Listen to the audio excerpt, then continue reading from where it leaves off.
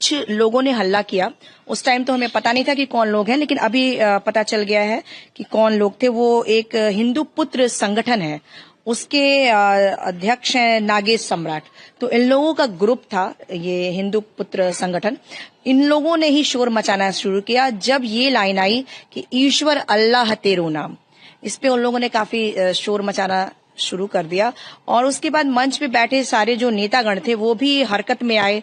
उन लोगों को भी समझ में नहीं आया कि किस तरह से पब्लिक को हैंडल किया जाए। कुछ लोग मेरे पास आए, उन्होंने कहा कि आप कुछ सॉरी बोलिए, शायद पब्लिक उससे मतलब थोड़ा काम हो जाए। और मुझे भी लगा कि जिस तरह से पब्लिक उग्र हो रही थी, मुझे इस बात का भय लगा कि अब ऐसा ना हो कि इस प्रोग्राम में तोड़फोड़ शुरू हो जाए या मारपीट हो जाए।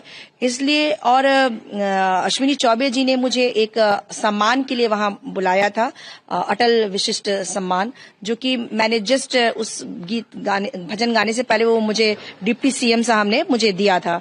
तो मुझे कहीं ना कहीं ऐसा लग रहा था कि मैं नहीं चाह रही थी कि इस प्रोग्राम का स्वरूप ज्यादा बिगड़े, इसलिए मैंने अपनी तरफ से सॉरी भी बोला। और मेरे सॉरी कहने का उद्देश्य इतना ही था कि जो हंगामा है वो शांत हो जाए।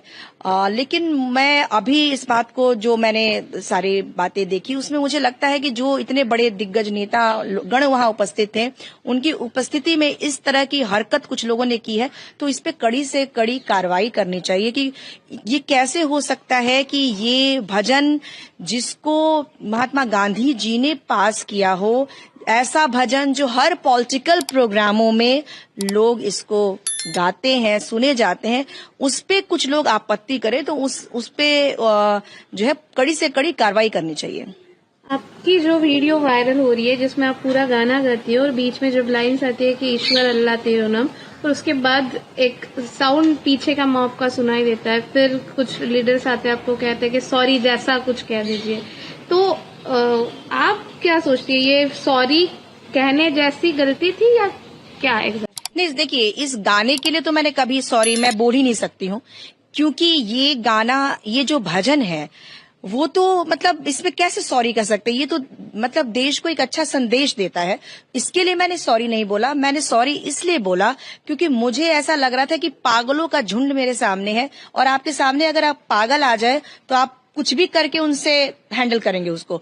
और मुझे भी क्योंकि वहां पे इतने बुजुर्ग लोग थे, बहुत सारे मतलब उम्र दराज लोग थे, वो मेरे पास आए और उन लोगों ने कहा कि शायद सॉरी बोलिए। उनका भी उद्देश्य यही था कि सॉरी बोलने से शायद माहौल को मतलब थोड़ा ठंडा पड़ जाए, और इस नाते मैंने सॉरी बोला था।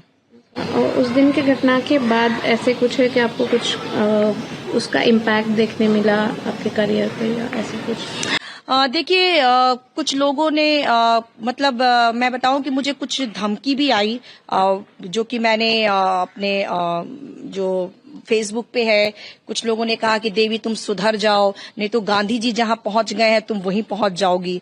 इस तरह की बातों को सुनने को मुझे मिल रहा है, तो ये मेरे लिए काफी दुखद है। और मैं चाहूंगी कि जो हमारे देश के जो बड़े नेता हैं, उनको मतलब ये पूरे देश के लिए शर्मनाक बात है कि एक गायिका जो कि अच्छा गाना गा रही है, और इस कृत्य से एक महिला का भी आप लोग असम्मान कर रहे हैं, और साथ ही साथ महात्मा गांधी जी की आप बेइज्जती कर रहे हैं। अटल बिहारी वाजपेयी जी, जिन्होंने सभी समुदाय के लोगों के साथ वो मिल के चले हैं, उनके साथ उनका भी अपमान है। उनके जन्म दिवस पे इस तरह की ओछी हरकत होना, ये अपने आप में बहुत ही शर्मनाक है।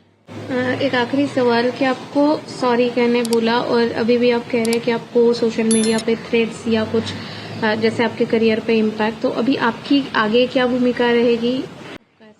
देखिए, मैं संगीत में हूँ और मैं अपनी संगीत की यात्रा जो है वो तो मेरी कायम रहेगी, लेकिन इस तरह की घटनाओं से ऐसा लगता है कि देश जो है वो गलत दिशा में जा रहा है, और जो लोग इस देश को प्रतिनिधि कर रहे हैं, उन लोगों का फर्ज बनता है कि ऐसे लोगों को मतलब जैसे पार्टियों में भी उस प्रोग्राम में उस आयोजन में इस तरह के लोगों को जब आपने, जो लोग आए होंगे हिंदू संगठन वाले, तो वैसे लोगों को, पार्टी को भी दूर करना चाहिए ना, क्योंकि ये सारे लोग जो है वो देश में बुरी भावनाएं पैदा कर रहे हैं ना, यंगस्टर्स को भी बिगाड़ रहे हैं, भटका रहे हैं।